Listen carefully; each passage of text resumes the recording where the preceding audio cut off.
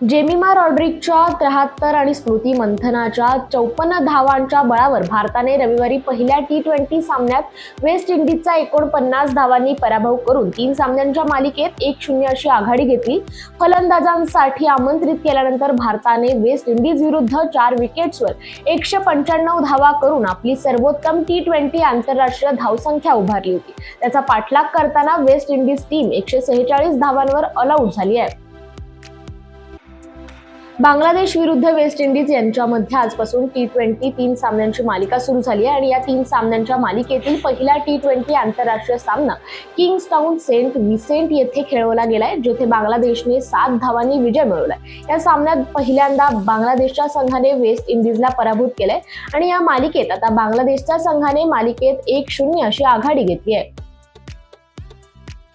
11व्या pro kabaddi league स्पर्धेत सामन्याच्या 16व्या मिनिटाला 6 गुणांनी पिछाडीवर असलेल्या दिल्ली दबंग संघाने आघाडी स्थानावरील हरियाणा स्टीलर्स संघाविरुद्ध 44-37 असा विजय मिळवला आणि आपलं आव्हान कायम राखलंय. पूर्वार्धात हरियाणा संघ 20-18 असा आघाडीवर होता. दिल्ली संघाकडून आशू मलिक आणि नवीन कुमार यांनी जोरदार चढाया केला. आशू याने सुपर 10 गुणांची नोंदणी केली, तर उत्तरार्धात दिल्ली संघाची दबंगगिरी सुरुवातीपासून दिसून आली आहे.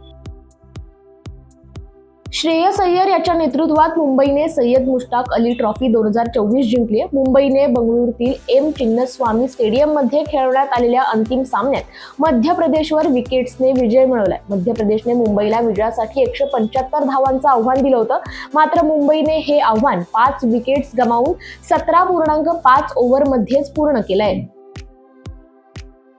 अंडर 19 वुमन्स आशिया कप 2024 स्पर्धेत भारतीय क्रिकेट संघाने विजयी सलामी दिली आहे. टीम इंडियाने निकी प्रसाद हिच्या नेतृत्वात कट्टर प्रतिस्पर्धी पाकिस्तानचा धुव्वा उडवलाय. टीम इंडियाने विजयासाठी मिळालेलं 68 धावांचं माफक आव्हान हे 7.5 ओव्हरमध्ये पूर्ण केलंय आणि भारताने हा सामना 9 विकेट्सने जिंकलाय.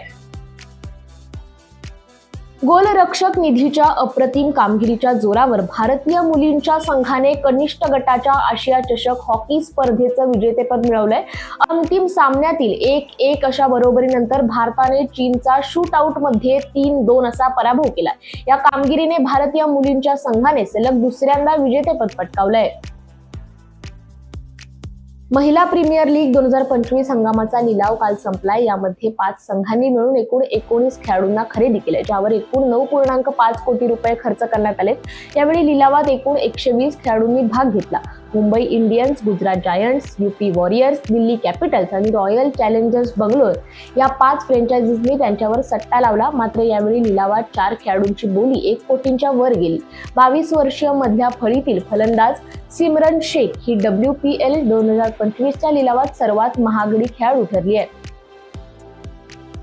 यावर्षी नागपूर परिक्षेत्रीय क्रीडा स्पर्धेचं आयोजन गोंदिया जिल्ह्यात करण्यात आलं असून मोठ्या उत्साहात पार पडलेल्या या स्पर्धेचे पुरस्कार वितरण पोलीस महानिरीक्षक डॉक्टर दिलीप पाटील यांच्या हस्ते करण्यात आले. या स्पर्धेत चंद्रपूर जिल्ह्याने सर्वाधिक पुरस्कार पटकावले असून गोंदिया, भंडारा, चंद्रपूर, गडचिरोली, नागपूर आणि वर्धा या 6 जिल्ह्यातील पोलीस कर्मचारी यात सहभागी झाले होते. स्पर्धेत 16 क्रीडा खेळांचा समावेश होता.